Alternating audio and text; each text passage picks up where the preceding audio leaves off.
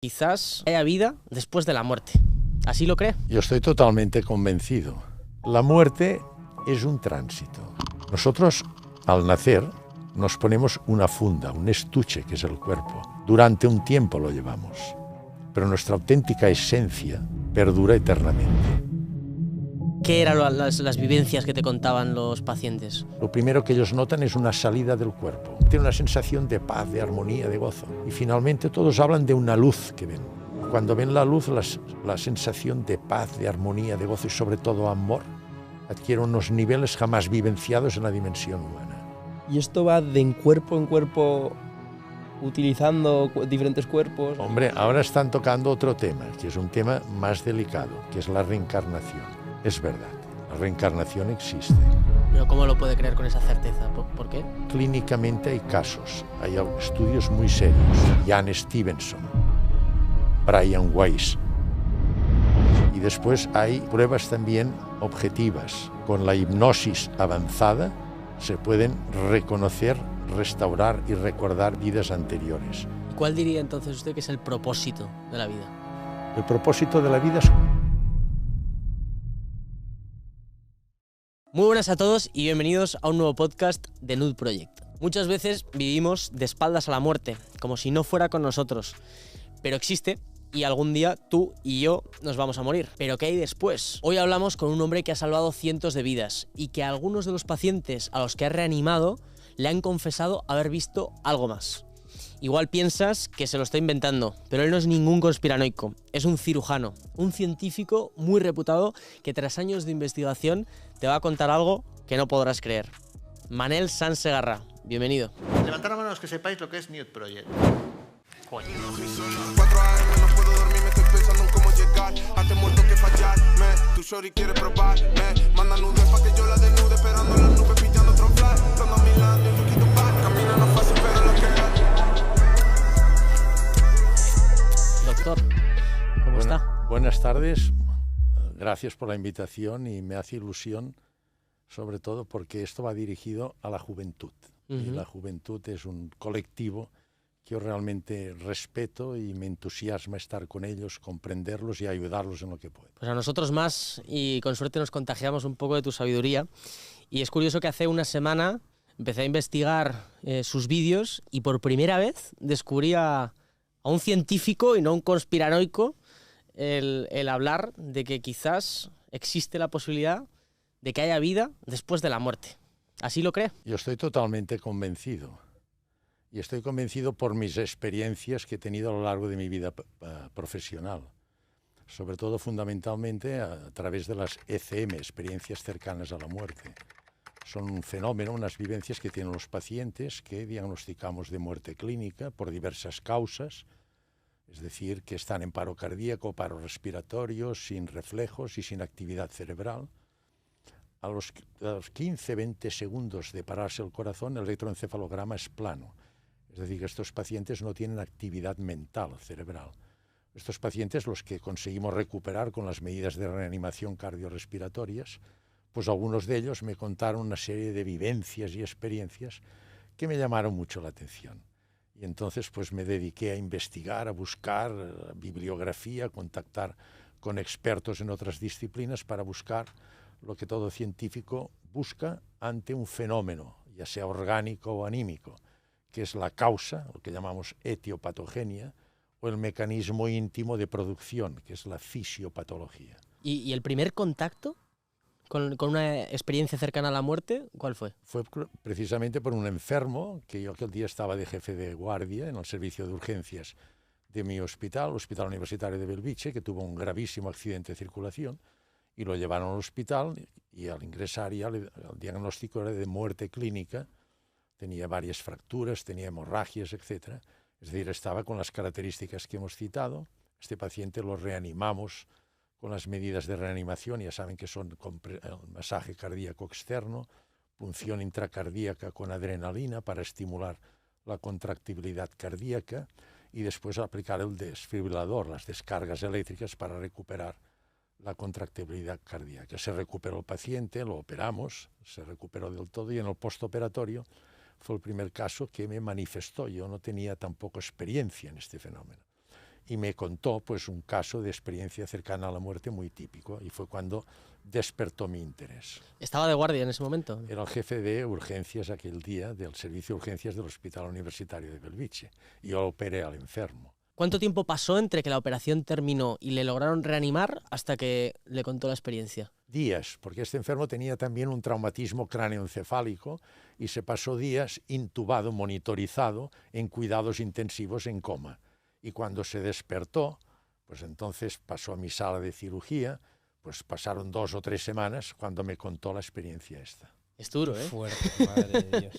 No he dicho nada en este podcast, pero es como que ya no sé qué añadir, ¿sabes? Me quedo intimidado. Es que me cuesta procesar cómo es posible que el paciente te describa algo así y sobre todo cómo tú no encuentras respuestas alternativas, ¿no? Si el paciente estaba en coma, no pensaste, bueno, lo que me está contando son alucinaciones propias de cualquier sueño. ¿Qué te llevó a pensar que no eran alucinaciones, sino que realmente hay algo raro que estaba pasando? Los médicos, la formación de los médicos, y es la que imparto a mis alumnos de medicina o impartía, y a los residentes de posgrado, pues les inculcamos y les formamos con el método científico cartesiano y newtoniano, método materialista, objetivo.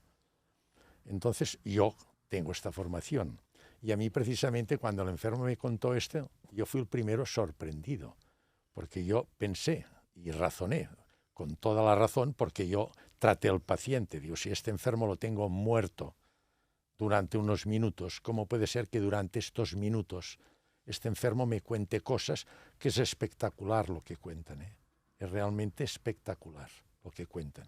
Entonces yo, por mi formación científica, yo pensé, estos son alucinaciones, no me lo explico. Entonces yo pedí consejo e información a otros médicos con otras disciplinas, contacté con neurólogos, expertos en neurofisiología, contacté con psiquiatras y psicólogos, expertos en la vida anímica del ser humano, a ver si me podían explicar cuál era el mecanismo íntimo de producción esto, porque yo con mi formación materialista del método científico, yo no le encontraba explicaciones. Y la reunión fue muy curiosa. ¿Qué le dijeron? Yo les conté, digo, yo veo esto. Ellos ni me dejaron terminar de exponer mi solicitud. Ellos me dijeron, esto son alucinaciones, porque las células nerviosas son muy sensibles a la falta de irrigación sanguínea. Y si está en paro cardíaco, no recibe sangre. Y al no tener neuronas oxígeno, ¿no? Rápidamente se altera su fisiologismo y entonces su dinámica se altera y dicen cosas que no tienen sentido.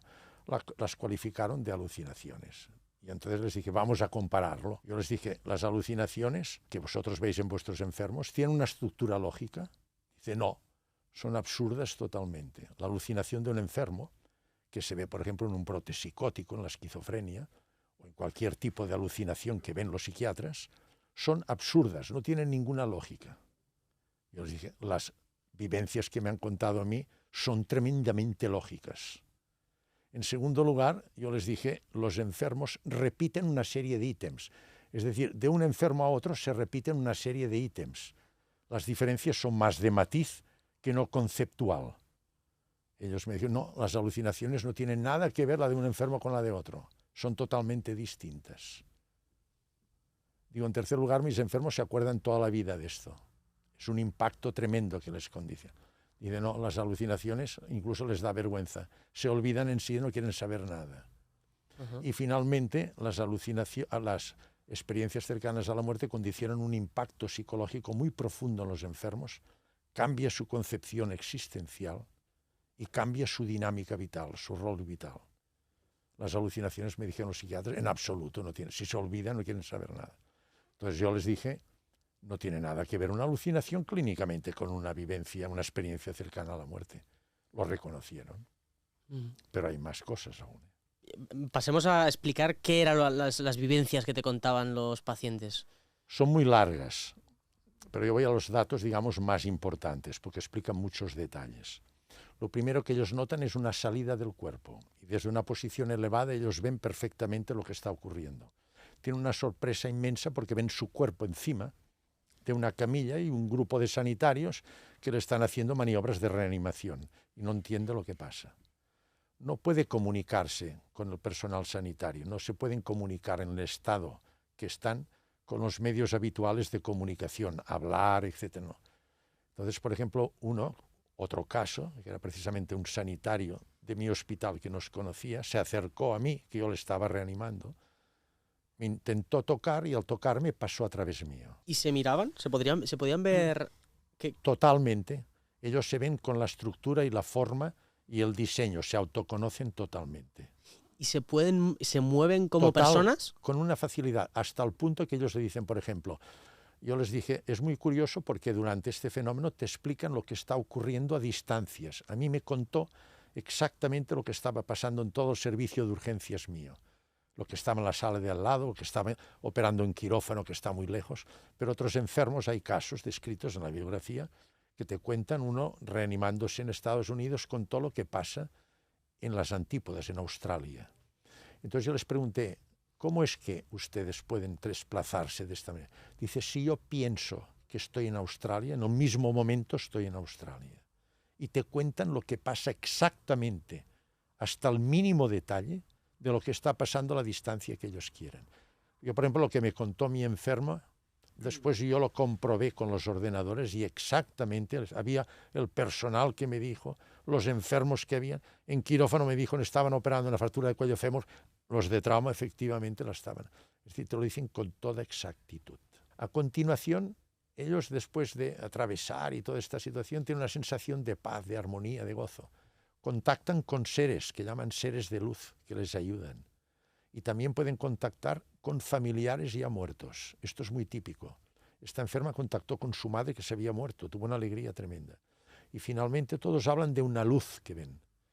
Y cuando ven la luz, la sensación de paz, de armonía, de gozo y sobre todo amor, adquiere unos niveles jamás vivenciados en la dimensión humana.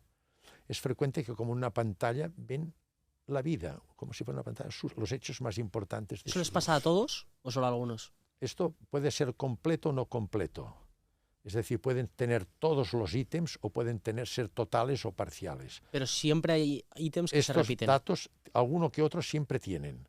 Incluso se clasifican según el número de ítems que tengan. Esta clasificación la hizo Bruce Grayson, un americano. Según el número de ítems se clasifican en más o menos. Y finalmente, los seres de luz dijeron, tienes que volver a tu cuerpo porque no has terminado tu ciclo vital en la dimensión humana, que es tridimensional desde el punto de vista energético. Y ellos se niegan, no quieren salir, porque la sensación de paz, de armonía es tan extraordinaria que no quieren regresar, pero tuvo que regresar. Esto es más o menos lo que cuentan los pacientes. ¿Cómo ves la vida a partir de ahora? ¿No? Cuesta creerlo esto, ¿eh? Es loquísimo. Cuesta creerlo. Usted lo tiene muy claro, por lo que pinta. Es que si cogen la bibliografía mundial, yo tengo pocos casos, pero hay miles y miles de escritos en centros de investigación de primer nivel mundial, universitario, con gente, incluso premios Nobel. Es decir, que esto es un hecho realmente demostrado infinidad, miles y miles de veces. Es decir, no es una cosa anecdótica, sino que es frecuentísimo. Y curiosamente todos explican lo mismo, con ítems cambiados. Aquí ponen ellos también paisajes, ponen música, ponen muchos aspectos laterales, que estos unos lo ponen o no. Pero más o menos los importantes que se repiten son estos que yo les he dicho. Bueno, es que me surgen un montón de curiosidades acerca de los detalles de cómo es esa dimensión que están experimentando. Es decir, o sea, aparte de que ellos se miran el cuerpo y lo ven normal, si tocan, en tu caso cuando te tocaban a ti te traspasaban, pero a la hora de moverse, ¿podían abrir una puerta o también la atravesaban? La atraviesan. ¿La atraviesan? Todo lo que es dimensión tridimensional, material nuestra, ellos lo atraviesan, no lo pueden coger. ¿Y qué pueden coger? ¿Sí que hay cosas? Pero es en otra dimensión. Ellos están en lo que se llama el mundo astral, que es bidimensional. Hay 11 dimensiones en el universo. Nosotros somos tridimensionales, tenemos 3 dimensiones. Ellos están bidimensionales, 2 dimensiones. En esta dimensión ellos pueden coger cosas, pero en otra dimensión, no en la nuestra. No pueden coger artículos. ¿Y qué pueden coger entonces en su dimensión? Cosas de la otra dimensión. ¿Cómo cuáles? Lo que quieran. Ven campos, ven gente, ven lo que vean, que te explican, ellos pueden contactar con ellos. Entonces, mi gran duda a todo esto es ¿esto solo pasa en estas experiencias cercanas a la muerte o ya la muerte es esto? La muerte es un tránsito. La muerte no es el fin, es un tránsito. Nosotros, al nacer, nos ponemos una funda, un estuche, que es el cuerpo, que es polvo de estrellas, es materia que nos presta el universo.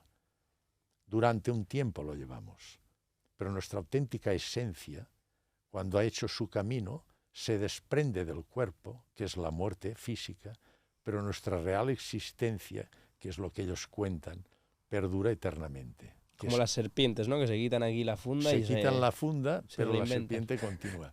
Nos quitamos la funda, el traje material, que es nuestro cuerpo, pero nuestra auténtica esencia, lo que nos hace únicos y exclusivos, esto es eterno. Estoy fumando en este tren en medio de la nada porque la vida solo es una y no tienes que dejar que se te pase el tren. Si solo hay una vida, ¿vas a vivirla sin estar suscrito? ¿En serio? Como incentivo te regalo 3 sudaderas a los que estén suscritos y comentadme algo que queráis hacer antes de morir. ¿Y esto va de en cuerpo utilizando diferentes cuerpos, Hombre, animales? ahora están tocando otro tema, que es un tema más delicado, que es la reencarnación. Es decir, que cuando termina este ciclo, realiza otro ciclo. Es verdad, la reencarnación existe.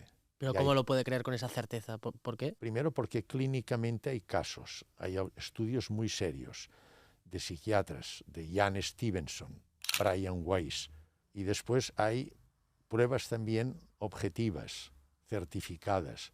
Con la hipnosis avanzada se pueden reconocer, restaurar y recordar vidas anteriores. Y después hay casos tan anecdóticos como, por ejemplo, esto está certificado, niños que sin saber por nada tienen gran ilusión de ir a un país que nunca habían estudiado ni conocido. Y cuando van allí reconocen las cosas, incluso dicen aquí había una panadería, aquí había esto y lo otro, y lo buscan en el ayuntamiento y efectivamente estaban. Y fíjense si es curioso que a veces se ponen a hablar sin haber estudiado nunca el idioma del país. Esto está certificado. Y la sensación de paz, armonía y gozo que describen los pacientes, ¿no hay alguna posibilidad de que sea realmente, no lo sé, el cerebro segregando algún tipo de hormona que te produzca esa sensación como mecanismo de defensa para que no sufras un momento tan difícil?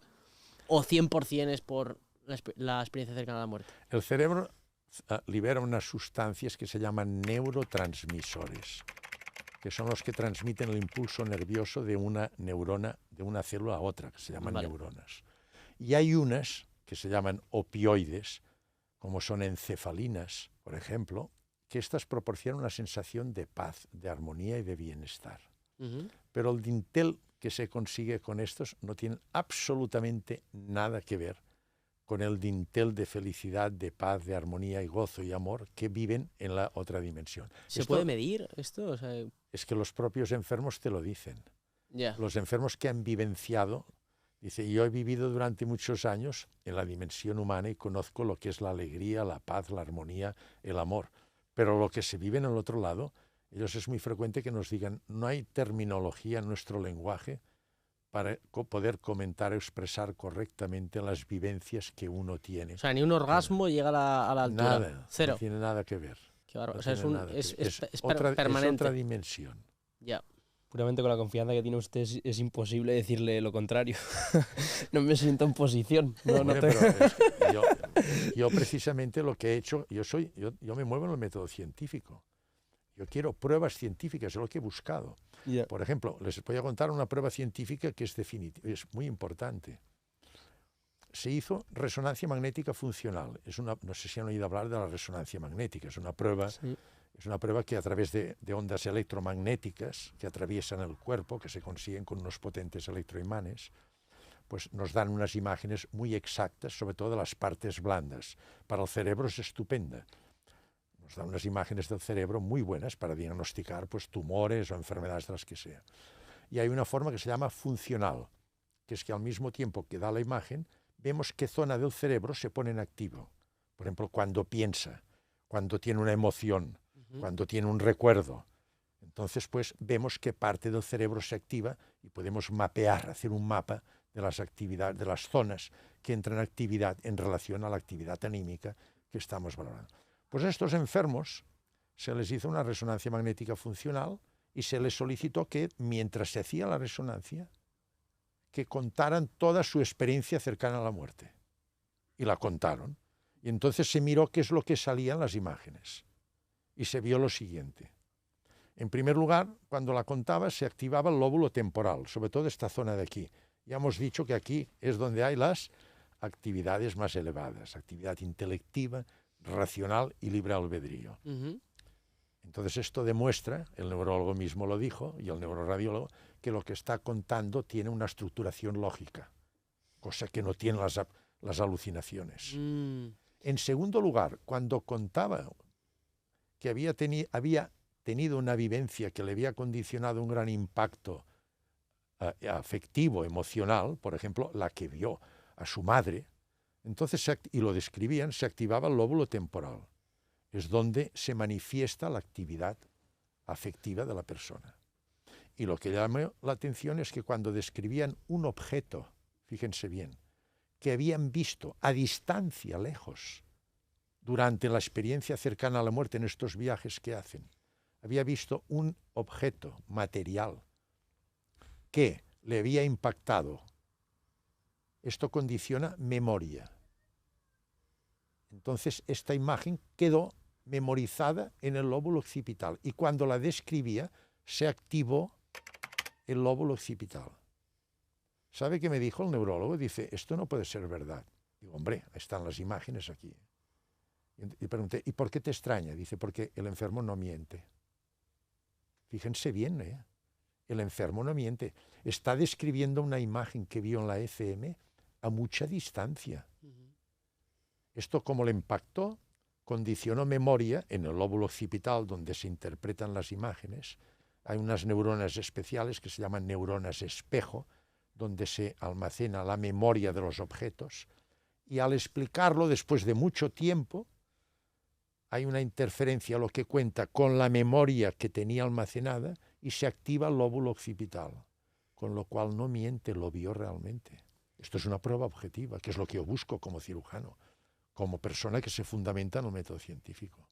Oye, yo sí que había escuchado que igual hay gente que cuando está en coma y que ha tenido unos sueños. Me acuerdo cuando trajimos a Jordi Sánchez, el actor de Antonio Recio, nos contaba que él, cuando estuvo en coma, que sufrió unas alucinaciones terribles y tal. Cuando estás en coma sí que hay actividad en un cerebral, ¿verdad?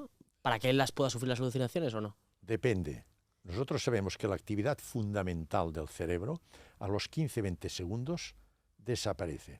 Puede haber una actividad basal muy pequeña que puede perdurar 1 hora. Esto Sam Parnia lo especifica muy bien, que es un intensivista de Estados Unidos muy conocido. Es decir, que puede haber una actividad cerebral mucho más pequeña o mucho más solapada. Pero esto puede condicionar lo que usted ha dicho. Alucinaciones. A alucinaciones. Que empezar a explicarle que ha visto cosas que no tienen sentido, no tienen una lógica, no tienen una estructuración lógica. Es decir, que son cosas completamente distintas en su estructuración. Ahora, puede haber tenido una ECM también, ¿eh? Si tiene estructuración lógica y cuentan todos los ítems que le he dicho, lo que ha tenido esta persona es una experiencia cercana a la muerte. Pero si le explica lo que dice que son unas alucinaciones, es distinto. ¿Y usted ha sufrido alucinaciones alguna vez? No. Nunca. No, yo no he tenido ninguna experiencia de esta. Lo que pasa... No, o sea, le pregunto, experiencia cercana a la muerte, sé que son dos cosas diferentes, pero ¿alucinaciones ha sufrido alguna vez? No, no he tenido, no. Soy un hombre, he sido siempre un hombre muy, en mi vida, un hombre muy racionalista.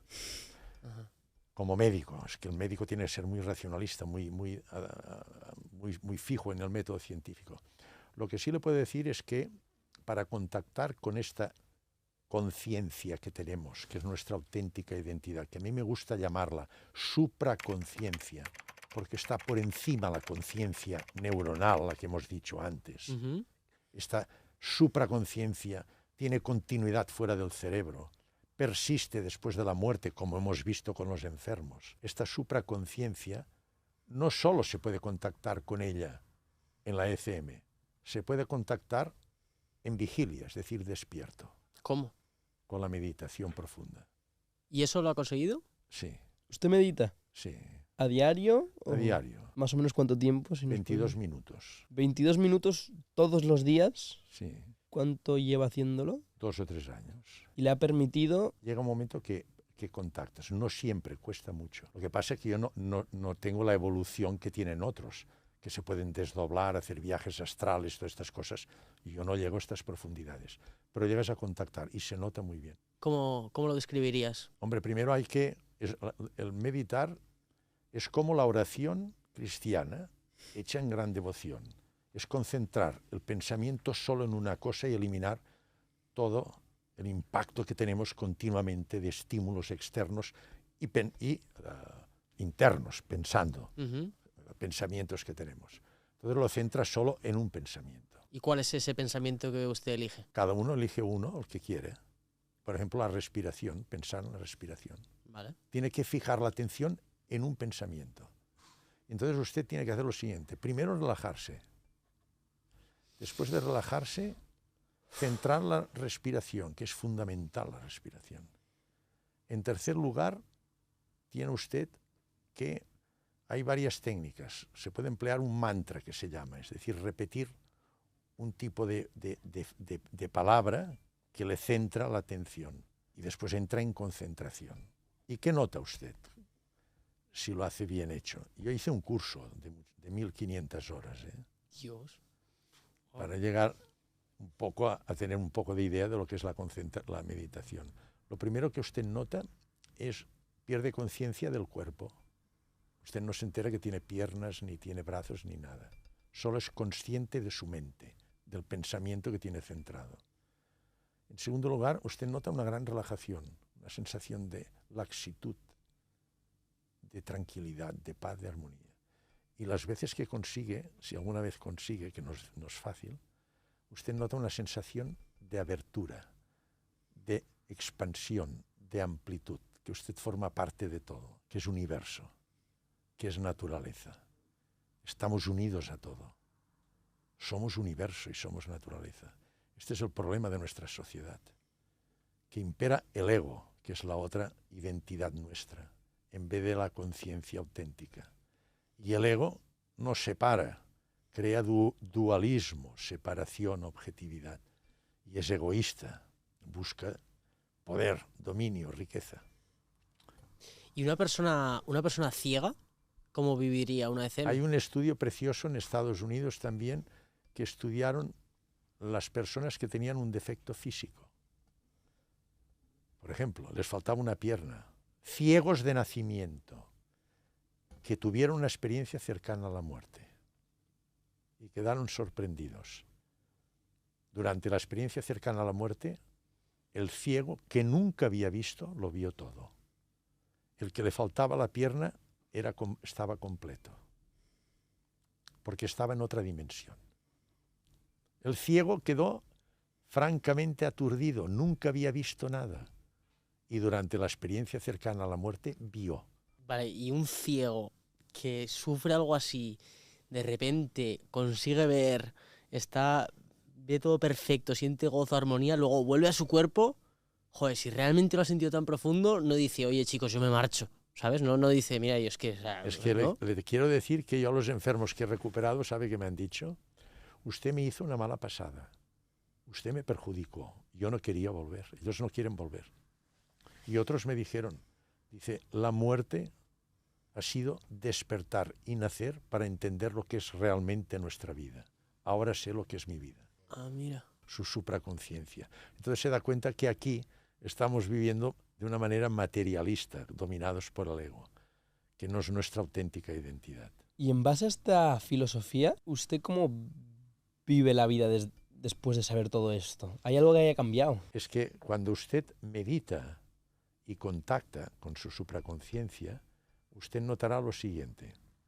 En primer lugar, hay cambios, la meditación condiciona cambios morfológicos que podemos observar.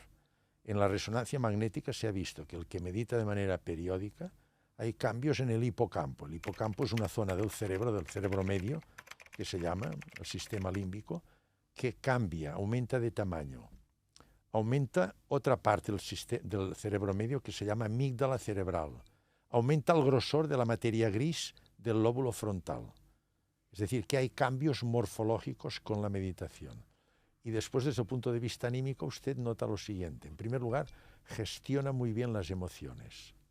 Es decir, yo antes era una persona tremendamente estricta. Bueno, en quirófano hay que ser estricto, ¿eh? Es una cosa muy seria, ¿eh? O sea, muy serio. No aceptas bromas ni que... Entonces, si te hacen una broma, pues a mí a veces no me caía bien, la verdad es esta.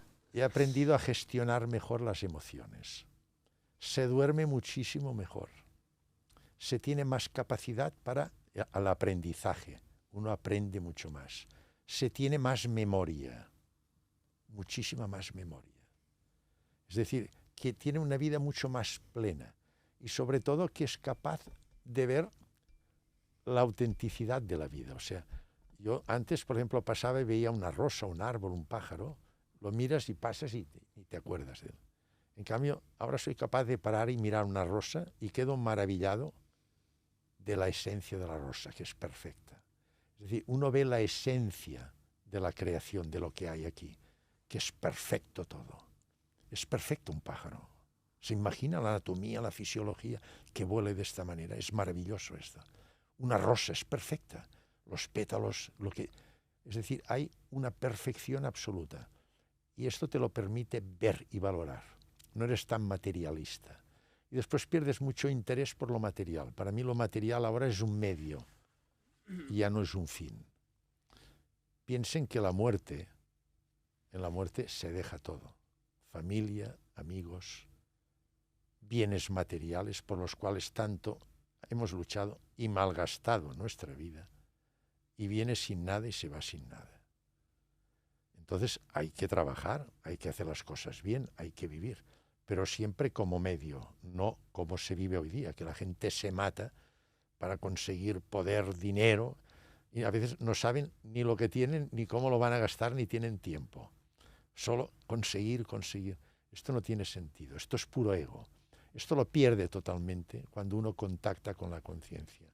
¿Y cuál diría entonces usted que es el propósito de la vida? El propósito de la vida es conocer nuestro ser, nuestra supraconciencia. Este es el propósito de nuestra vida. Y esto solo se condiciona en el momento que la descubre, que usted actúa de acuerdo los arquetipos. Los arquetipos fueron descritos por Platón, por Kant, por Jung. Son unas normas universales que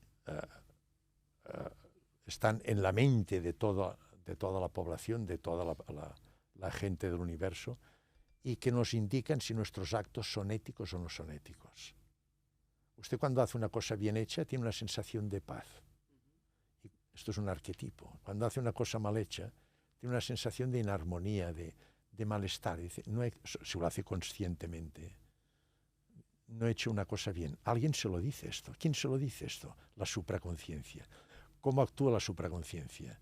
Con empatía, altruismo, bondad, justicia y sobre todo amor. Así es como. Imagínese si el mundo fuera dominado por la supraconciencia. Esto sería una maravilla al mundo. Pero cuando también se produce mal en el mundo, imagínese un terrorista que asesina a una persona. Según sus códigos éticos, esa persona, quizá la supraconsciencia le dice él siente que lo está haciendo bien. No la nota, la tiene camuflada, tapada, inhibida ¿por quién? Por el ego. El ego tiene 4 armas tremendas para tapar, camuflar la supraconciencia que no se manifieste. ¿Cuáles son? Ignorancia. Esto que estamos discutiendo, la mayoría de gente ni lo sabe. Ignorancia. Segundo, afección por lo material. La gente solo quiere buscar cosas materiales, el coche, el reloj, el viaje, la casa. Tercero, el miedo. Piensen que el miedo, cualquier miedo que usted tenga, aunque sea por una cosa sencilla, un miedo pequeño, en el fondo es miedo a la muerte. Todo miedo es miedo a la muerte. Y le diré por qué. Porque el miedo está condicionado por el ego. Y el ego sabe que surge y se forma en la materia, en la mente. Es material. Y sabe que el cuerpo se acaba. Se muere y desaparecerá el ego. Por esto, cualquier situación de miedo, el ego tiembla porque puede ser motivo de su desaparición. Por esto cualquier miedo, en el fondo, es miedo a la muerte, porque el miedo es expresión del ego. Y el último factor es el egoísmo. La egomanía viene precisamente de egoísmo, del ego. El ego es egoísta. Estos son los 4 factores que tiene el ego para colapsar, tapar, inhibir, de manera que no se manifieste la supraconciencia. ¿Y cree que tiene el ego a raya? Cuesta mucho. Mire, Tales de Mileto, uno de los sabios presocráticos, vivió en el siglo V a.C., dijo, no lo olvide nunca esta frase, lo más difícil del mundo, difícil, es conocerse a uno mismo. Y lo más fácil es hablar mal de los demás. Esto lo dijo Tales de Mileto el siglo V a.C. Lo más difícil es conocerse a uno, descubrirse nuestra auténtica realidad, nuestra supraconciencia. Es lo más difícil. Y lo más fácil es hablar mal de los demás. Hasta claro que me cuesta. A veces se me escapa el ego. Pero soy consciente. Soy consciente que me ha ganado el ego. Y procuro que la próxima vez no me gane. Ahora soy consciente cuando me supera el ego. El ego lo necesitamos para vivir en la vida material. Pero tiene que ser un ego controlado. Siempre por la supraconciencia. Lo que no podemos dejar es que impere él, que nos domine él, porque si lo dejamos nos pasaremos. Empezaremos pues a querer más bienes, más materiales, aunque haga una porcada, una mala jugada, es igual, pero yo quiero. Esto es el peligro del ego. ¿Qué son estas guerras que ve usted ahora? Todas estas guerras que son pura egomanía. Poder, dominio, riqueza. Nos matamos, ya lo ve. Y para los jóvenes y para nosotros, bueno, para mí, hablo ya personalmente, ¿cuáles son ejercicios o qué manera ve usted de suprimir el ego? Me gusta mucho que me haga esta pregunta. Ya le he dicho antes, cuando he hablado con usted, que yo valoro, respeto, y yo diría incluso que la quiero. La juventud es maravillosa. Yo he sido joven y recuerdo, es una etapa maravillosa que hay que vivirla intensísimamente. Es una maravilla la juventud. Es una abertura total, te atreves a todo te interesa, tienes objetivos. Pero no sé si les he comentado que en el Colegio de Médicos se hizo una estadística que nos llamó realmente la atención, que la comentamos en el Colegio de Médicos, que es que se estudió las causas de mortalidad en nuestro país, y lo que nos llamó tristemente la atención es que la principal causa de mortalidad en la juventud de 15 a 30, 35 años es el suicidio. Esto hace pensar mucho, muchísimo. ¿Por qué? Es la primera. Porque uno tiene que comprender que la juventud, lo que le he dicho antes, es una abertura con una gran cantidad de objetivos, de ilusiones, de proyectos. La persona que hace una autólisis, que se destruye, quiere decir que es una persona que ya no tiene ningún objetivo, ni valora la vida, no tiene ningún sentido. Y se la quita, hay que tener valor en el último momento, pero se quita la vida porque ya no tiene ningún objetivo ni ningún sentido la vida. ¿Y por qué no lo tiene? ¿Y por qué no lo tiene? Esta es la pregunta más buena. Porque impera el ego. El ego busca siempre éxito, fama, riqueza, poder, dominio. Y hoy día los niños a los 12 años ya conocen todo. Los papás se lo han dado todo. Viajes, sexo ya conocen, películas, lo conocen todo con los medios de información y de esto que hay. Son chicos que, como les domina el ego, es lo que han aprendido en la sociedad. Buscan siempre el placer del materialismo. Nos lo condiciona, piensen, el ego nunca da felicidad, da placer. La felicidad la da la supraconciencia, que es distinto.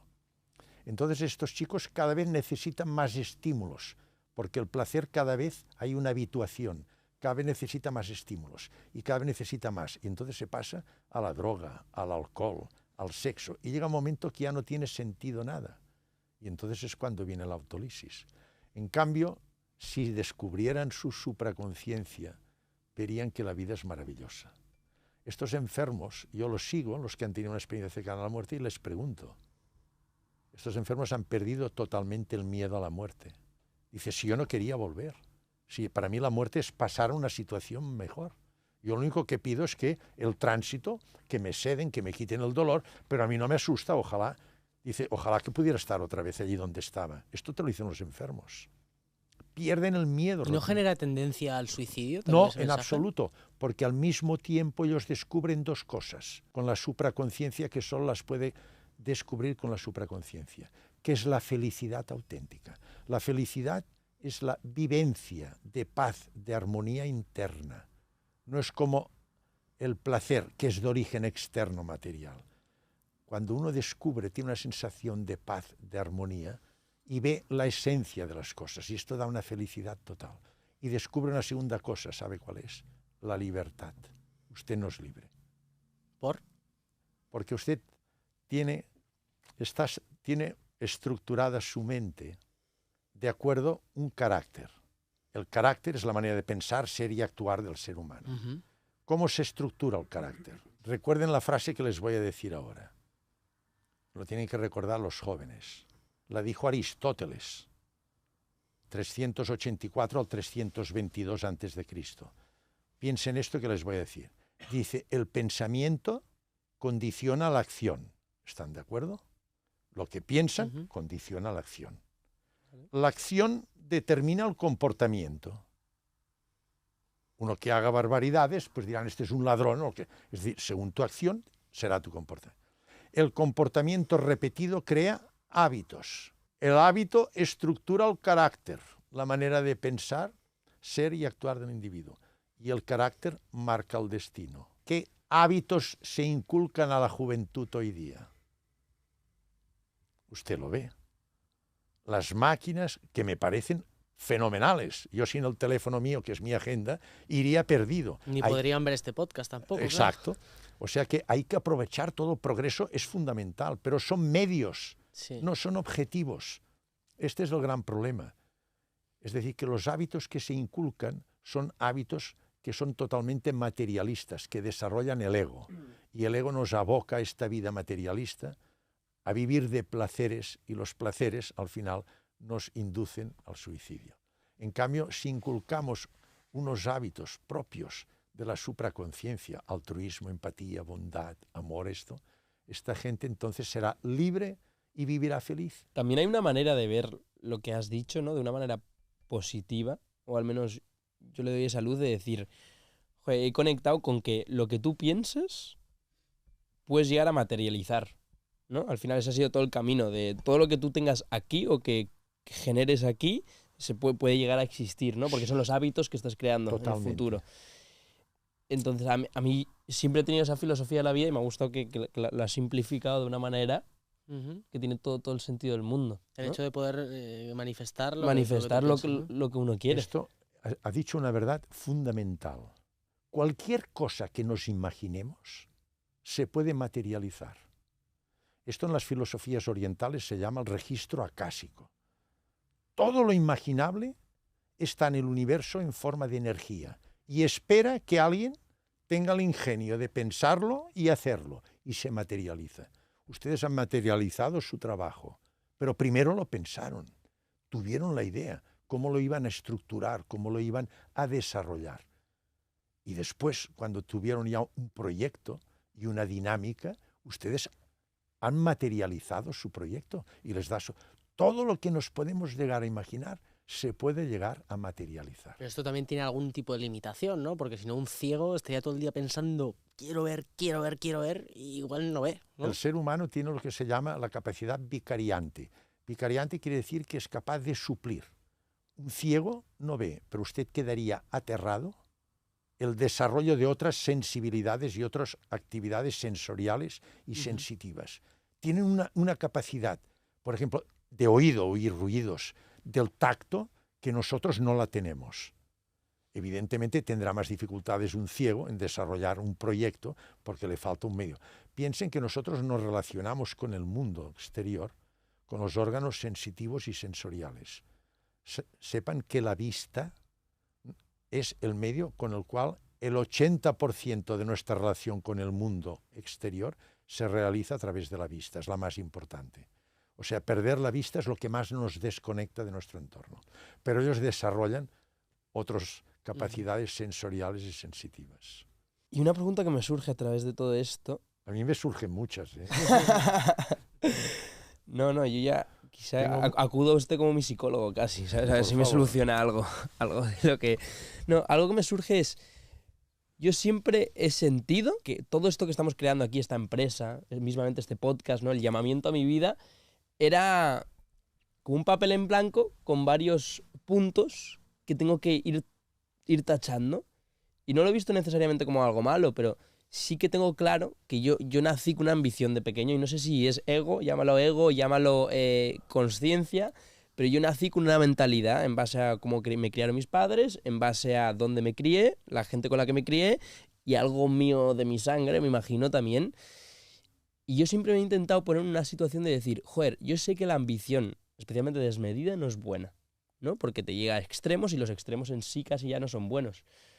Pero a la misma vez, yo sé que para mí sería imposible irme al campo ahora mismo a mirar, fijarme en rosas y estar tranquilo todo el día viendo esa consciencia, ¿no? Entonces digo, joder, siento que tengo...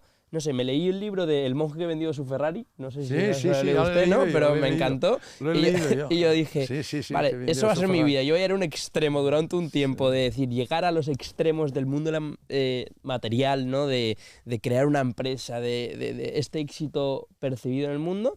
Y después me iré a retirar en un sitio de monjes durante 20 años y ya encontraré ahí mi paz. No lo haga esto, no lo haga. Ya estoy en ello un poco ahora mismo, ¿sabes? Escucha, es que el conocer nuestra realidad estructural, conocer lo que es el ego, que es la supraconciencia, no quiere decir que no tengamos que tener una actitud activa y positiva en la vida, y creativa. La vida importante del ser humano debe ser positiva, creativa y activa. Si no, no será feliz. Venimos aquí a hacer algo. Y para hacer algo, cada persona tiene unas capacidades. Y estas capacidades necesitan un impulso, una fuerza de voluntad, una capacidad intelectiva, creativa para desarrollarla, cada uno en su nivel. Y si usted no lo hace, teniendo las capacidades, usted ha venido a hacer esto. Y debe hacerlo lo mejor posible.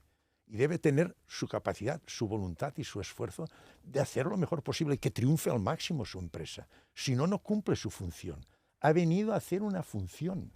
La única cosa que esta función puede ser, como ha dicho, una función que no para que esto progrese, usted empiece a hacer mal y atrocidades a todo el entorno con el fin de que usted sobresalga. Usted puede esto tirarlo adelante comportándose éticamente. Yo creo que he hecho la mejor definición de la misión de la marca que hemos podido escuchar últimamente. O sea, yo creo que habrá gente preguntándose, normalmente traemos a artistas y emprendedores y de repente hemos traído a un doctor que nos está hablando de todo esto. Y siendo un componente muy importante de nuestra misión, esa búsqueda del propósito, es que no creo que haya escuchado nunca una mejor definición. Porque por un lado, como ha dicho al principio, está la parte del autoconocimiento, Sí. pero es una parte que creo que se completa con esas cualidades internas que tenemos cada uno y que hay que poner en práctica, ¿no? Exacto. Porque si no, o sea, yo justo le iba a sacar un ejemplo para exponer mi sensación al respecto, que es el hecho de que está genial conocerse a uno mismo y conocer lo que a uno le gusta. Pero hay veces que cuando uno practica unas ciertas actividades, para uno será tocar el violín y para otros será editar vídeos. No sé cómo describirlo, pero yo creo que genera un momento de estar como súper conectado y de sentir que el tiempo pasa a tu alrededor y es que casi se te olvida hasta comer cuando estás haciendo algo de lo que disfrutas, ¿no? ¿Sabe cuando usted te está contando esto? ¿Sabe que consigue? Contactar con su supraconciencia. Está creando. La creatividad es originar del nada. Uh-huh. Y cuando usted hace esto, un momento en que está apasionado, está creando, está haciendo algo que no existía. Y esta función creativa es propia de la supraconciencia. Es decir, el que trabaja por el ego trabaja pues sin interés, de una manera mecánica. El que le pone los 5 sentidos y disfruta y al final tiene aquella satisfacción interior de decir, he hecho una cosa bien hecha, ha creado algo, ha intervenido su supraconciencia. La creatividad, no lo olviden, es manifestación de la supraconciencia. Nunca el ego nos hará crear, nos hace crear. El artista, el pintor, el músico, le llamaban a Beethoven, ¿cómo es que usted ha hecho la 9ª sinfonía, que es una maravilla? Dice, yo no la he hecho, yo la he copiado, estaba aquí. Estaba en su supraconciencia, yo la he puesto. Usted cuando, esto que me ha contado, me ha hecho mucha ilusión. Dice, hay un momento cuando estoy haciendo un vídeo, su trabajo, que todo trabajo tiene el mismo mérito. El trabajo es un medio para desarrollarse el ser humano. Y cada uno coge el trabajo que le proporciona y condiciona sus posibilidades, sus aptitudes y el entorno en que se mueve. Pero usted me ha dicho, y me ha hecho mucha ilusión, llega un momento que me siento que, no sé, he hecho algo, no sé, he editado el de esto. Sí, es maravilloso, que ha creado. Pasa el tiempo como que Ni se te entera. das cuenta. Porque ha dicho otra cosa, la supraconciencia siempre se mueve en el presente, en el ahora, en el momento actual. El ego se mueve en el pasado y en el futuro. En cambio, la supraconciencia en el presente. Usted lo ha dicho bien claro, en el momento que está en la culminación de su obra, ni piensa en el comer, el tiempo no cuenta. Está en el momento actual, en el ahora, disfrutando con aquello. Es su supraconciencia. Yo le he visto que se le ha encendido la primera mitad de la cabeza. En cambio, yo le voy a decir una cosa. Si usted, al hacer el vídeo, dice, me interesa vender este vídeo, dice, bueno, lo voy a engañar a este, le voy a poner un material más barato y así yo me gano más dinero. Seguro que no hubiera notado la sensación de paz y de orgullo que usted tuvo de su trabajo. Lo tuvo cuando lo hizo lo mejor que supo, que creó algo. Era su supraconciencia. Por esto el trabajo hay que hacerlo con el máximo interés, hacerlo lo mejor posible y dedicarle el tiempo que sea necesario. Correcto. ¿Y usted qué opina? Hay mucha gente en nuestra sociedad que, por ejemplo, encuentra un trabajo que no se lo pasa bien o no les gusta, su trabajo no les llama, ¿no? Pero se pasan quizás 20, 30 años en ese trabajo y tiene una filosofía de la vida más de, oye, voy a disfrutar del tiempo que pase fuera del trabajo y quizás cuando mis hijos o cuando esté con mi mujer, pero esas 8 horas al día no lo están disfrutando. ¿Qué opina usted? ¿Tiene un llamamiento y no están acudiendo a él? ¿O qué ha pasado? Tristemente, yo diría que la mayor parte de nuestra población está en las condiciones que usted ha comentado. ¿Y sabe por qué está así? Porque se mueven por el ego. El ego es tremendamente cobarde. Tiene miedo al cambio. El miedo a cambiar una cosa nueva, lanzarse a hacer otro trabajo, otro proyecto, otra cosa, supone una aventura. La vida es una aventura. Entonces, el ego tiene miedo, prefiere vivir en una situación que sabe que no está a gusto, pero por lo menos la conoce. Que no decir, esto no me gusta, me voy a hacer algo que me guste. Para esto hay que tener dos cosas. Primero, ser consciente de que no te gusta. Después, tener la valentía de decir, basta, esto lo dejo porque no es lo mío. Y después la fuerza de voluntad para poner todo el interés y todo el esfuerzo necesario para buscar y hacer el trabajo que a uno le gusta. La persona que está dominada por el ego es una persona cobarde. Es una persona que no tiene valor de decir, esto a mí no me gusta. La valentía de juzgarlo internamente y después decir, esto lo dejo y voy a buscar lo que me guste. Necesitas valentía, valor. Esto necesita valentía y valor. Esto el ego nunca se lo dejará hacer, por miedo al cambio. Yo le voy a pedir dos definiciones. Una definición del ego y después definición de la conciencia, ¿cómo la llamas? Supraconciencia. La supraconsciencia. Sí. El ego es nuestra identidad originada en el exterior, de origen material, y por esto es insegura, incompleta, cambiante. Depende mucho de la opinión de los demás. Lo que los demás dirán cuenta mucho en el ego. Si eres guapo, si eres feo, si lo haces bien, si eres rico, si eres... La sociedad actual ya lo ve que la mayoría de la gente lo que hace es comprarse cosas y tal para decir yo tengo esto, yo tengo aquello, un buen coche, lo que sea. Unas perlas y tal. Y los objetivos del ego son éxito, fama, reconocimiento, poder, riqueza y dominio. Esto es el ego. Yo le llamo el falso yo, el no yo, porque no es nuestra auténtica identidad. Es la identidad que nos está engañando a nosotros mismos, el ego. Nos estamos autoengañando con el ego. Y la supraconciencia es nuestra auténtica identidad. Es esta conciencia que perdura después de la muerte física, que es eterna, que se mueve en el momento presente y que es holística respecto a la conciencia primera. Holística quiere decir que tiene las propiedades de la conciencia primera. Entonces, en base a esta filosofía, yo podría ser más mayor que tú en supraconsciencia, posiblemente, ¿no? Físicamente no, porque... No, yo estoy hablando de mi consciencia. Y tanto. Teilhard Usted de sabe identificar más o menos Sí, yo soy mayorcete. Teilhard de Chardin fue un jesuita muy importante que estudió la evolución del ser humano. Y por sus teorías casi lo excomulgaron, lo desterraron, no dejaron publicar sus obras.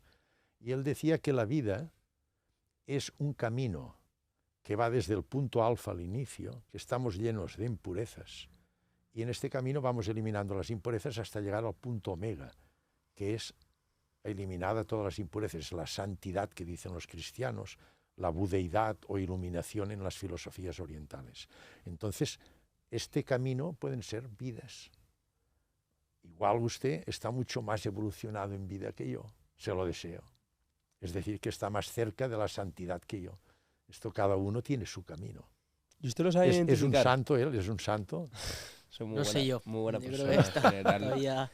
En Es general. decir, Le la faltan un par de evolución ciclos. es de la Yo hago yoga supraconsciencia. 5 minutos por la mañana, entonces se asimila a la meditación. La evolución de la supraconciencia nuestra en los distintos cuerpos depende de cada persona. En su ¿Y te camino. puedes reencarnar en un animal? Sí.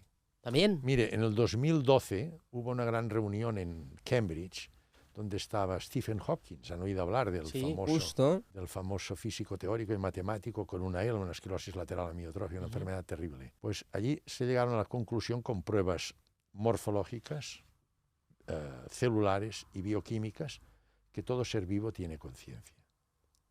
La única cosa que el grado de conciencia es distinto. Por ejemplo, ¿Un árbol? También. tiene su conciencia, pero es muy reducida. Un perro tiene conciencia, una hormiga tiene... Por ejemplo, su perro, si tiene un perro o un gato, él tiene 3 cosas. Tiene emociones, cuando lo ve se pone contento. Tiene capacidad de aprendizaje. Si usted le enseña cosas... ¿Y un árbol? Si analizásemos el árbol, ¿también cumple todos los Tiene- requisitos? No, tiene una conciencia mucho más baja. Vale. No es pero la capaz tiene. de manifestar sentimientos, pero tiene una conciencia más baja. Todo ser vivo lo tiene. Y nosotros tenemos la máxima, porque nosotros tenemos nuestra capacidad intelectiva y tenemos autoconciencia. ¿Sabe qué es la autoconciencia? Es un espejo que tenemos dentro que nos dice si lo que hemos pensado y decidido es ético. Es lo que decía usted antes, Ajá. que esto es expresión de nuestra supraconciencia. Pues justo preparando un poco el podcast, estuvimos hablando ayer acerca de cómo nosotros de niños tuvimos el primer contacto, pues quizás con lo que era en ese momento ir al cielo. Y empezamos a pensar en cómo realmente pues la muerte es un tema muy tabú y recordamos que cuando escuchamos hablar de la muerte por primera vez, pues fue viendo a Tom y Jerry cuando se les abren las escaleras mecánicas de oro y va subiendo poco a poco hasta un sitio llamado cielo, ¿no? Entonces nos surgía la pregunta de cómo cree que se debería explicar la muerte a los niños. La muerte solo se entiende si eliminamos o valoramos y diferenciamos bien nuestro punto de vista del ser humano antropológico, es decir, cómo está constituido, qué es el ser humano. Si engañamos al niño en relación a lo que es el ser humano, nunca le podremos explicar una etapa de su vida. Hay varias etapas en la vida: nacer, crecer, reproducirse, envejecer y morir. Son etapas. Y todo esto es porque antropológicamente el ser humano tiene una constitución que le condiciona esta evolución vital. Entonces hay que explicar al niño lo que es la vida. Y es lo que les he dicho antes. La vida es un venir aquí, al nacer, que es coger un cuerpo que es materia del universo. Este cuerpo tiene una función, crece, desarrolla, tiene una inteligencia, esto le condicionará una dinámica vital, una forma de vivir, envejecerá y morirá. Piense que lo tiene que explicar a un niño. A un niño. Es que le tiene que explicar al niño que el niño tiene un cuerpo y después del cuerpo tiene un espíritu. Y el cuerpo, este cuerpo tiene una evolución y no le puede esconder. ¿Vale? No se puede esconder. Al niño, por ejemplo, si se muere su abuelo, es una auténtica tontería decirle que no vea al abuelo muerto. Tienen que saber que la muerte es una parte de nuestra vida, tan natural como el nacer. Y se les tiene que explicar esto. Tienes un cuerpo y tienes una, lógicamente, en relación a la edad que tenga. Explicarles, tienes una mente. Pero tú tienes una vida, mira, yo soy mayor que tú tienes el abuelito, vamos evolucionando y tú harás lo mismo, llegará un momento que desaparece, que es la muerte, y que vea al abuelito muerto. Es la manera de aprenderlo. No hay que engañarlos a los niños. A los niños son más listos que nosotros, lo entienden. Hay que explicarles la realidad de la vida, que nacerán, que vivirán y que morirán. Y esto es la vida, y no hay que temer ninguna cosa. En el momento que tenemos miedo de algo, es que hemos creado un tabú y lo escondemos. Y ahora una pregunta un poco más personal, pero en cuanto a su profesión, tiene que lidiar, o ha tenido que lidiar en muchas ocasiones con pacientes que desafortunadamente fallecen. ¿Cómo lidiaba con ello para no llevarse igual la pena a casa?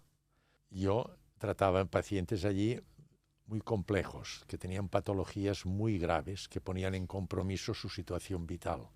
Mucho cáncer de esófago, de páncreas, colon, recto, estómago, y de enfermos muy graves. Por lo tanto, no siempre podemos curar. Podemos curar a veces paliamos, quiere decir, alargamos la vida y la hacemos lo más soportable, y siempre tenemos que consolar al enfermo y a los familiares. Las tres cosas son importantes. He visto morir a mucha gente. Mucha gente. ¿Cómo los trato yo? Lógicamente, yo en aquellas situaciones yo no puedo empezar a hablarles de estas realidades, de si la supraconciencia y todo. Yo lo que intento es ayudarles en el sentido de que yo sé que el tránsito de la vida a la muerte es un tránsito que condiciona angustia, miedo, soledad. Es dificultosa. Todos ustedes han tenido un familiar con un cáncer y han visto dolores, molestias, se van adelgazando, que al final quedan con piel y hueso, y al final se muere. ¿Qué dice la gente? Pobrecita, ahora descansa. Es decir, el tránsito es muy molesto.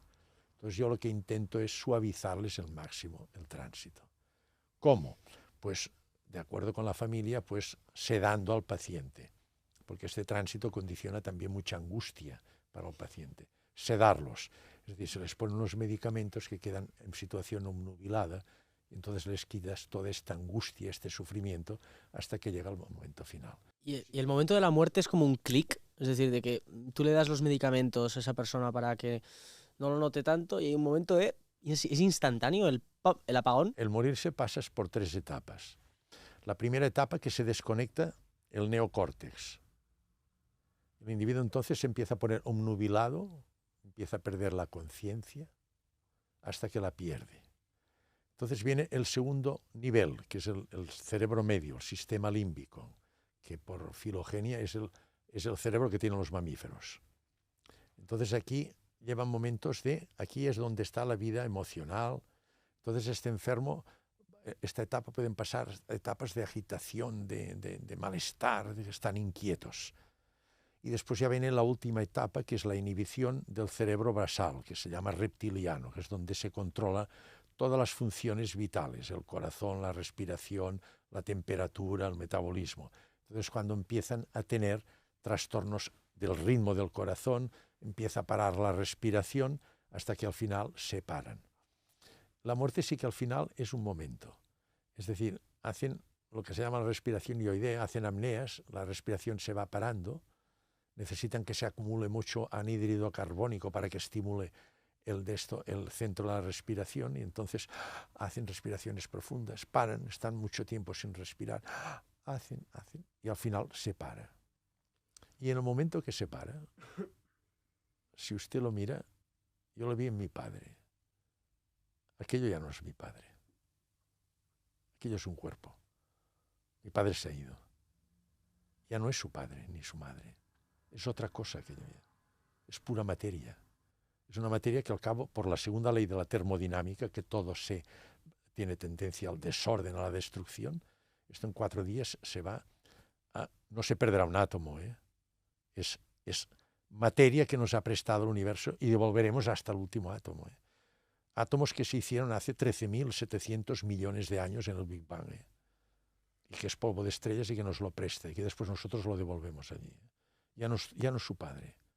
Es una cosa, ya es materia. Su padre se ha ido. Joder, nunca había recibido una explicación así. Es increíble. Qué locura. Y después de esto, ¿no? De que ya, por ejemplo, en su caso, el cuerpo de su padre desapareciese del humano, ¿no? O del cuerpo. Lo puede y se queda quemar, si lo quemamos y coge las cenizas ya no es nada. Vale, pero cuando se queda con conciencia, ¿usted ha llegado a tener algún tipo de contacto, por ejemplo, con su padre o esa conciencia? Sí. Múltiples veces, o nos podría describir cómo ha sido. No, yo la tuve con mi hermano. ¿Cómo? Se murió mi hermano y después contactó conmigo. Hay formas, los espíritus, es decir, la supraconciencia puede a veces manifestarse a las personas, sobre todo próximas, si necesitan ayuda, hay problemas. Ya Si necesita ayuda el humano en o el tierra. humano o el espíritu, que están, dicen, en situación muy inestable. Sí que lo es. Hay muchísima gente que tiene contactos con... ¿A través de qué forma se te manifestó? Se manifiestan en forma etérea, no se manifiestan como el cuerpo normal, es como una luz, algo mal delimitado. Es formas etéreas, en otra dimensión. ¿Y lo viste al levantarte por la mañana? Y hacen ruidos, pero ruidos tremendos. ¿Y en su caso lo vio al levantarse por la mañana o cómo? O sea, ¿en qué Por momento? Por la noche. Pero no soñando. No, es que nos despertó a todos, unos ruidos tremendos y pasos por casa. Pasos. Sí. Esto es una realidad, hombre, esto pasa. Le dejó un mensaje, su hermano, no sé si es algo muy personal. Sí, que estaba en sufrimiento. Él. Él. ¿Cómo puede un espíritu estar sufriendo? Por la forma, es decir, estaba con una situación de auténtica inquietud. Pero entonces no es todo, en la otra dimensión no es todo gozo, paz y tranquilidad, también puede haber conflicto. Hay un 5-7% de experiencias cercanas a la muerte que son terroríficas, que se llaman demoníacas y terroríficas. Uy. ¿Y esto entonces de qué trata? El llamado infierno, ¿no? O sea, No, esto del infierno, esto son cosas del cielo, el infierno son cosas que nos han montado. Ya. Todo esto nos lo han montado, todo esto no es así. Vale. Ni hay jueces, ni hay infiernos y estas cosas. Todo esto nos ha montado. Pero son esa parte personas, conflictiva... no se sabe muy, yo no he tenido ningún caso de estos, de enfermos de estos, pero son enfermos que han llevado, dicen los que han tenido casos, que son personas que han tenido una vida muy tormentosa, no se sabe muy bien por qué, y que después necesitan un soporte psicológico tremendo, porque han vivido una situación tremendamente traumática en la experiencia cercana a la muerte. Y desde esta realidad también se puede acudir a esas personas en otra dimensión, ¿no? Porque tú has dicho que no es solo de esa dimensión a la nuestra, sino que también puede ser... Yo no lo sé si se puede, yo no lo he podido hacer nunca, ni lo he intentado hacer. Yo no lo sé si se puede hacer. Aquí tendríamos que hablar con personas como, por ejemplo, la que hubo, Alan Kardec, son mediums. Son personas que tienen capacidad de contactar con supraconciencias, con personas ya fallecidas. No sé, a mí me está dejando en tensión esta conversación. No, pero es que yo soy una persona que vivo muy estresada, entonces digo, es que aquí quizás es el... Necesito un cambio, cuidado, ¿sabes? No me... El estrés crónico, la situación tensional, determina la liberación por las suprarrenales de cortisol y después de catecolaminas, que es adrenalina y noradrenalina. Estas sustancias mucho tiempo provocan el estrés, hay una liberación continuada.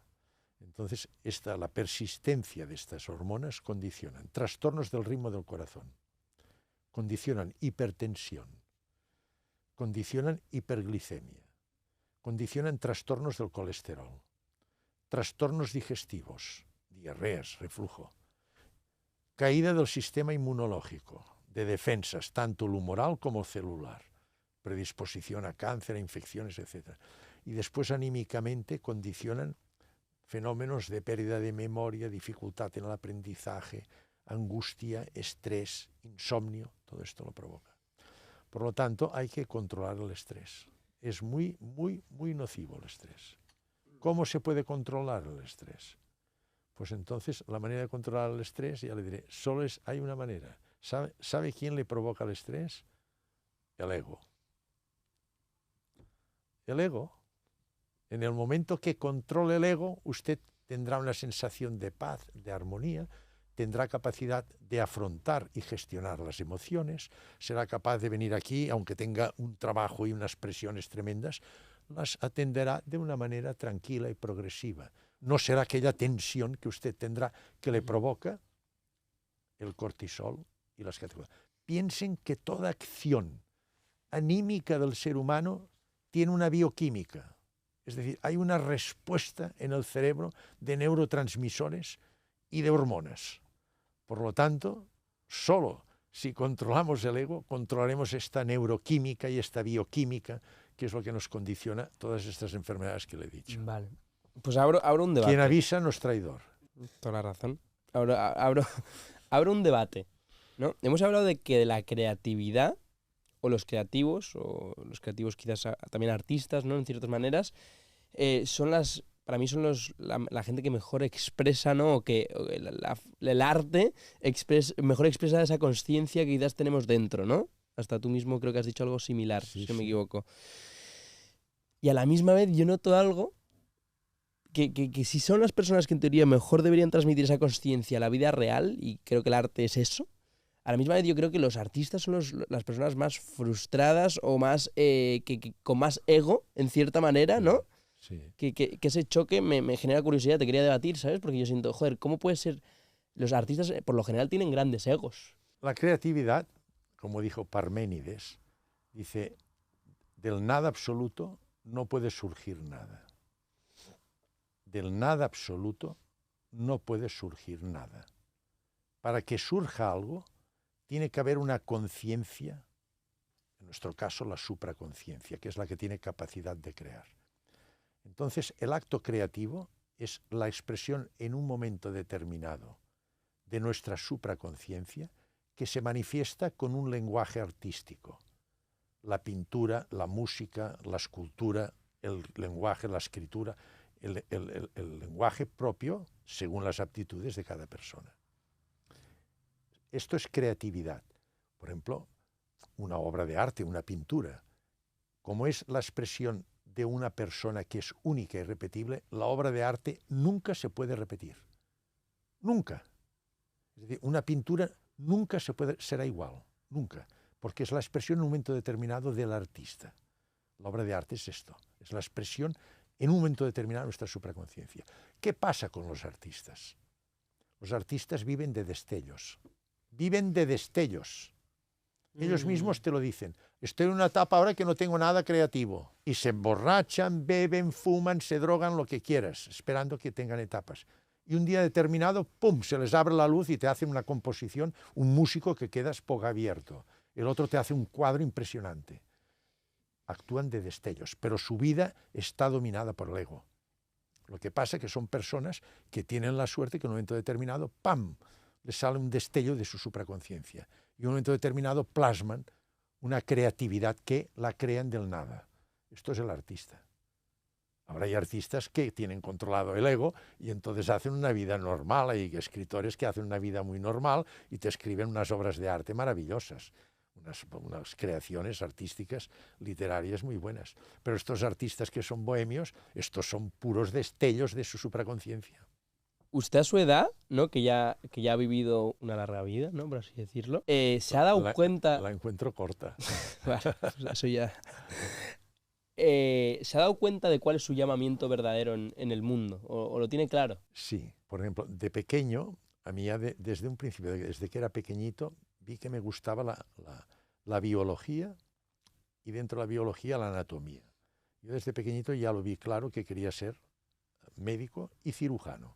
Ya desde pequeño lo vi. Es decir, que me di cuenta de esto. Desde un principio me di cuenta. Pero, lógicamente, tienes que tener un entorno que te favorezca, pero ponerle también tú totalmente de tu parte. Esto es fundamental, ¿eh? Y entonces yo me pregunto, ¿realmente este ha sido mi objetivo en la vida? Desde el punto de vista profesional, le puedo asegurar que me siento tremendamente satisfecho. Por ejemplo, tengo amigos, incluso compañeros médicos, que los operé de cánceres de esófago y de estómago, y a veces como con ellos y cuando están comiendo, por ejemplo, un cáncer de esófago, se quita todo el esófago, se hace con el estómago un tubo, y entonces se sube el estómago hasta el cuello para reconstruir la continuidad digestiva. Tienen que comer por la boca. Entonces yo me siento con ellos, pues el otro día estuve comiendo con uno y veo que come pues un plato de garbanzos y pienso, mira, que lo hiciste bien. Es una satisfacción personal tremenda. Ayudé a esta persona. Esto me da un sentido. O sea, profesionalmente me siento tremendamente satisfecho. Después de operar a un enfermo que ves que ha salido bien y tienes potencialidad de curarlo y tal, terminas la intervención cansado, muerto, te sientas allí, te tomas un café, pero tienes una paz interior y dices, he hecho algo positivo, he ayudado a una persona. Es Es decir, profesionalmente me siento muy satisfecho. Estoy totalmente convencido. Pero de todas maneras, yo le quiero decir una cosa. Después yo he entrado en este capítulo, pero en la vida no olviden una cosa nunca. No hay casualidades ni azar, ¿eh? No existe esto. Siempre hay causalidad. Hay una causa que lo explica todo.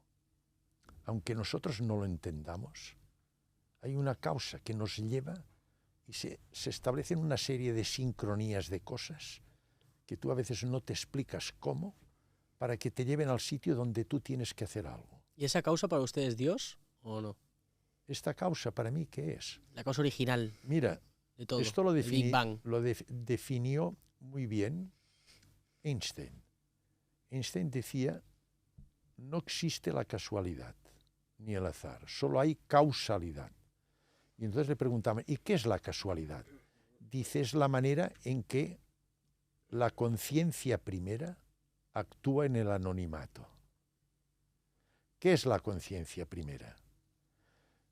Mira, al principio, hasta la Edad Media, hasta el Renacimiento, quien controlaba la cultura era la Iglesia. Y la Iglesia no aceptaba mucho el razonamiento. Cuando había algún problema decía, esto es la divinidad, Dios que lo hace. Con el Renacimiento, el hombre dijo, esto es para algo, ¿eh? Hay que empezar a razonar y buscar una explicación racional a todos los fenómenos naturales. Surgió el método científico, descrito por Descartes y Isaac Newton en el siglo XVII, que es un método materialista, un método que busca la justificación lógica de los fenómenos. Nuestra sociedad hasta la actualidad cada vez es más materialista. Entonces el materialismo te separa de la divinidad. Hoy es muy claro, ya habéis oído, hay muchos que han dicho, la religión lo que hace es una toxina, hay que eliminarla. El hombre lo que cuenta es la racionalidad. La racionalidad. Bueno, muy bien. Pero entonces pasa dos cosas. Hay dos fenómenos fundamentales, aspectos fundamentales que el hombre siempre ha intentado conocer, que es el origen del universo y el origen de la vida en nuestro planeta. Esto se ha intentado, como es lógico, explicar con el método científico racionalista. Y el método científico racionalista dice que el universo no se puede crear, que ha sido eterno. Porque si se crea, quiere decir que alguien lo ha hecho. No existía, y como sabemos que de la nada no puede surgir nada, claro, alguien lo ha hecho. Entonces, conclusión del método científico, el universo es eterno. Ha existido siempre. ¿Y la vida? Y no podemos comprender lo que es siempre, ¿no? O sea, porque no, ¿qué es siempre? Para nosotros es limitado el siempre. Siempre es una cosa, quiere decir, es el momento actual, que siempre ha sido ahora. Yeah. No existe ni pasado ni futuro, solo hay el ahora. Esto es la eternidad. En mecánica cuántica es esto, el momento presente. No hay ni pasado ni futuro, solo hay el momento actual. Y el resto son ilusiones. Es total, ilusiones. El pasado nunca más se reproducirá. Y el futuro es hipotético. Lo único real es este momento que estamos viviendo. Lo que pasará dentro de un minuto, ni lo sabemos. Entonces, ¿qué pasa? Que si aceptamos que hay un origen en el universo, quiere decir que alguien lo ha hecho. Entonces, en la década de 1520 y tantos, 29, si mal no recuerdo, Hubble, un gran astrónomo norteamericano, en California, tenía el telescopio más potente en aquel momento que había en la Tierra, puesto en un monte, se llama Monte Wilson. Y entonces estudió las galaxias y pudo ver lo siguiente, que las galaxias el universo está en expansión, se separan, y cuanto más lejana, la velocidad es mayor, se separan más rápidamente. Todo esto lo calculó. Entonces, una vez lo tuvo calculado, ¿sabéis qué hizo? Hizo marcha atrás. Y al hacer marcha atrás, ¿saben qué encontró? Que todo coincidía en un punto. La expansión del universo, todo coincide en un punto. Hubble, físico teórico. Quiere decir que hubo un principio. Entonces no es eterno. Hasta claro que no es eterno. El universo tuvo un principio. Y hoy sabemos que son 13.780 millones de años hace que este universo está en marcha. Segundo segundo aspecto, por la ley de la relatividad de Einstein, que relaciona la energía con la masa y el tiempo, tiene que existir un principio. Tercer principio, que te demuestra que hay tercer punto que te demuestra que hay un principio. Por lo tanto, hay alguien que lo hizo. Yo no le pongo nombre, pero alguien lo hizo esto del Big Bang. Alguien lo hizo, porque hay un principio. Otro principio que hay, que se demostró también, que es que está calculado, hay una cantidad de constantes en el universo, la constante de Planck, la velocidad de la luz, 300.000 kilómetros, la carga, el peso de las partículas, las 4 fuerzas del universo, gravedad, electromagnética, nuclear fuerte, nuclear débil, que son exactas. Si cambiaran solo un poco la fuerza de la gravedad, habría un cataclismo que desaparecemos todos. Esto lo mantiene algo, este universo inteligente. Aquí alguien, ¿quién ha hecho que estas partículas tengan exactamente esta cantidad? Está calculado matemáticamente la probabilidad. Es un número inasumible matemáticamente. Es decir, que después el universo tiene un principio y tiene un fin, que es la muerte térmica, que es que al final se acabará el universo. ¿Cómo se acabará? Cuando las estrellas se apaguen. Las estrellas tienen luz y calor porque dentro hay hidrógeno, helio, deuterio y litio. Pues tenemos una pequeña sorpresita preparada para usted, que es una sección que ha hecho un colaborador nuestro que se llama Joel. Que tiene la supraconsciencia muy desarrollada. Que tiene la supraconsciencia a tope y que ha ido en los alrededores de la Universidad de Barcelona preguntando por varias cosas, ahora lo verá. Oye, ¿sabéis que estáis haciendo mucho bien con esto? Ya hemos dicho que uno de los problemas del ego es la ignorancia que hay. Literal. Y estáis ayudando mucho a la gente. Esto despierta. Y vosotros, si tenéis difusión, todo esto, aunque no se lo crea la gente, les hace pensar. Sí. Y esto es ayudar a despertar conciencias. Esto es ayudar a que la gente pierda el miedo a la muerte. Dejar de concebirla como un tabú. Es una parte de nuestra vida. Es tan importante como nacer, morir. Es pasar a otra situación. Es nuestra evolución, es lo natural. No hay que tener miedo. Bueno, lo intentamos. Hombre, sí, estáis haciendo una labor importante. Y ya, doctor, ¿cuál sería tu último mensaje, ya que tenemos este podcast, ¿no? Que vas a llegar a miles de jóvenes. ¿Cuál es tu último mensaje? Me gusta que me pregunten esto. Les voy a decir lo siguiente, que todo lo que les he dicho, que no se lo crean de forma dogmática. Creerse una cosa de manera dogmática, pierdes libertad y necesitas un líder. Yo les he expuesto unas experiencias que yo he vivido. He procurado buscar conocimiento y justificación de estas experiencias, leyendo, estudiando, consultando con expertos de otras disciplinas que yo no conocía, que me ayudara, hasta que me he llegado a convencer de esta realidad. Yo le ruego a todos los que vean este podcast, que hagan lo mismo, que hagan exactamente lo mismo. Perdón, que razonen, que busquen información, que critiquen y que lleguen a sus propias conclusiones. Esto es lo que tendrá valor para ellos. Si se lo creen porque lo he dicho yo, de aquí 4 días no se acordarán, no les servirá de nada. Si ellos están convencidos, sí. Y termino con una frase que me gusta mucho de Ortega Gasset. Dice, el buen docente, yo durante mi vida, larga vida, he hecho mucha docencia. Dice, el buen docente no es el que condiciona o proporciona caudal conceptual a su alumnado auditorio, sino que es aquel que junto al caudal conceptual despierta el espíritu crítico, lo que he dicho ahora. Hay que razonar, eliminar la ignorancia y llegar a conclusiones propias, ¿de acuerdo? Este es el consejo que doy a la juventud. Ole. ¿Tienes el vídeo? Ha ido a mi universidad, al campus de Belviche. Atento, sí. Esto lo recuerdo yo, todo esto, ¿eh? Buenas, estamos en la Universidad de Barcelona y vamos a viajar al pasado para descubrir donde hace más de 20 años el doctor Segarra se convirtió en una verdadera eminencia. Allá vamos. A ver, poned las manos así. Esta tiembla un poco, ¿eh? Venga, despedida. ¿Qué pensáis sobre la eutanasia? Tienes un accidente, te atropellan, te quedas en coma, le dicen a tus familiares, no se sabe si se va a despertar. ¿Te desconectan o no te desconectan? Yo creo que se debería de poder. Sí, igual. Yo no lo sé. Mis padres y tal siempre dicen que situaciones en las que ya no hay nada más que hacer, que por tema de dignidad al final finalizar la vida y ya está. Respira donde no hable. Eso me dicen todas.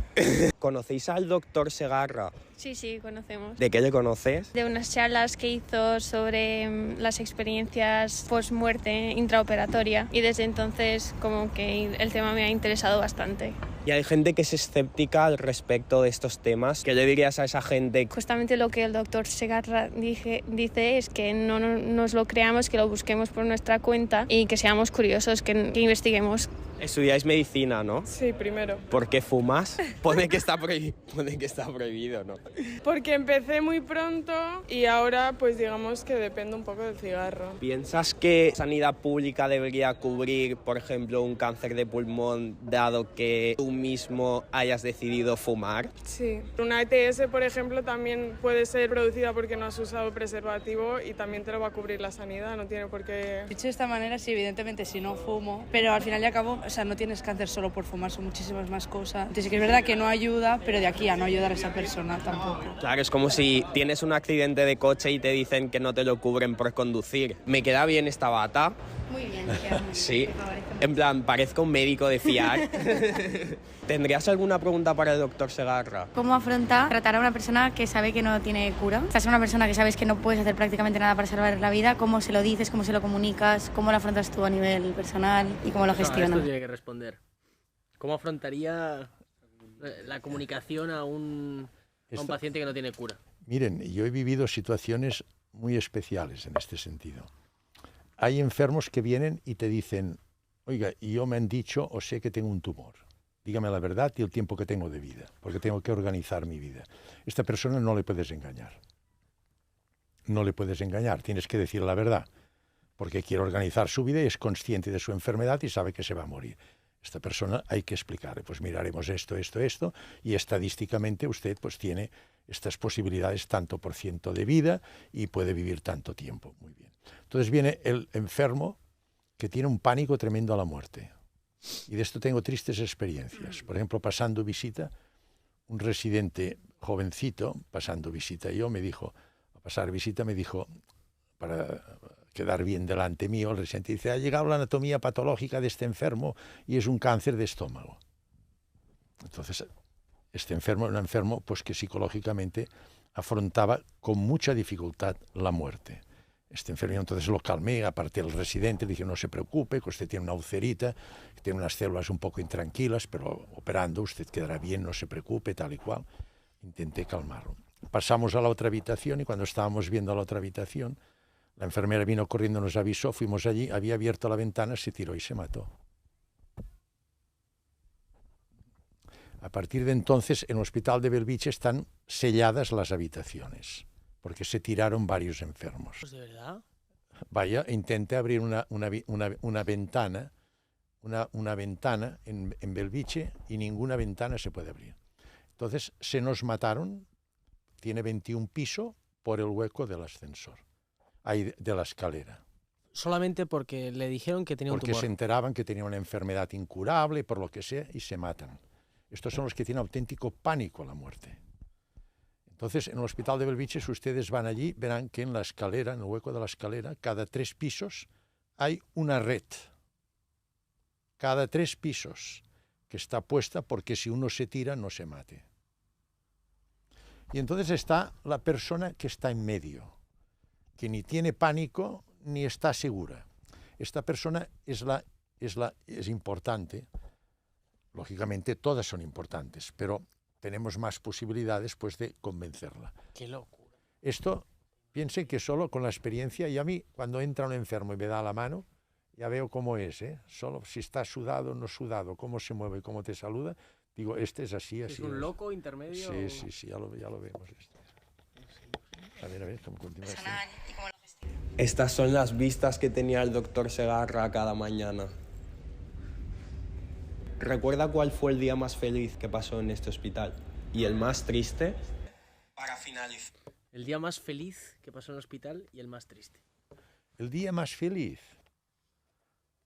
Hombre, muchos pasé. Por ejemplo, el día que hice el primer trasplante de células insulares del páncreas, de islotes de Langerhans.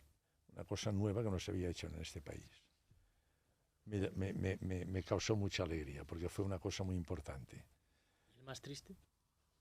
Perder un enfermo. Pero he perdido muchos, he pasado muchos momentos tristes. Piensen que cuando se muere un enfermo, parte tuya se muere. Lo que no tenemos ninguna posibilidad de justificar que nuestra serenidad, nuestra mente tenga que estar influida, porque el próximo enfermo nos tiene y nos exige y tenemos obligación de dar todo lo mejor nuestro para curarle a él.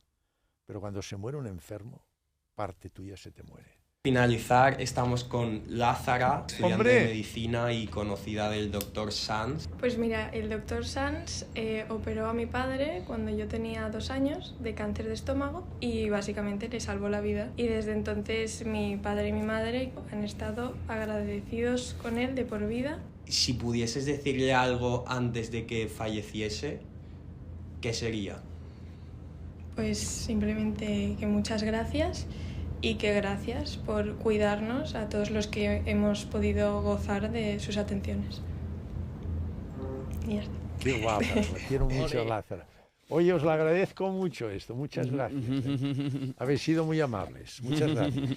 Esto me ha traído gratos recuerdos, la ventana, la universidad que se veía con consultas externas, una planta, la ventana sellada que no se pueden abrir. Que no, lo de las ventanas ha sido increíble, ¿eh? Pues muy bien, pues ahora para terminar es la última sección que es la que llamamos ronda de preguntas rápidas, ¿vale? Entonces te voy a hacer una serie de preguntas rápidas y la respuesta tiene que ser en una frase, muy pocas palabras, ¿vale? ¿Hay vida después de la muerte? Sí, hay vida después de la muerte. ¿Alguna vez le han tratado como un loco? No me han tratado como un loco, pero cuesta convencer, sobre todo a los científicos materialistas, a los filósofos occidentales y a los teólogos cristianos.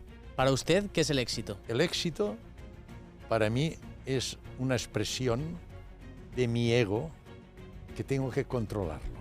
¿Cree en Dios? Creo en una energía primera, en una conciencia cuántica universal, en un diseñador inteligente. ¿Cuánto le importa el dinero? El que me pueda proporcionar el vivir mi familia y yo dignamente. ¿Está a favor o en contra de la pena de muerte? Es una buena pregunta. Yo no la haría. Me costaría mucho hacerla. Reconozco que hay casos que puede estar justificada. ¿Y de la eutanasia? La eutanasia también reconozco que hay casos que tienen una justificación médica, evidentemente, y personal a nivel del enfermo. Pero reconozco que yo personalmente no la haría. ¿Cree en la reencarnación? Sí, creo en la reencarnación. Si tuviera 50 años más de vida, ¿en qué los invertiría? Me gusta mucho la frase de la Madre Teresa de Calcuta. El que vive sin servir no sirve para vivir. Serviría mucho. Me gusta más dar que recibir. ¿Cuál es la peor enfermedad del siglo XXI? El estrés. Pues hasta aquí. Pues doctor... Millones de gracias. Ya está, un invitado increíble. Muchísimas gracias.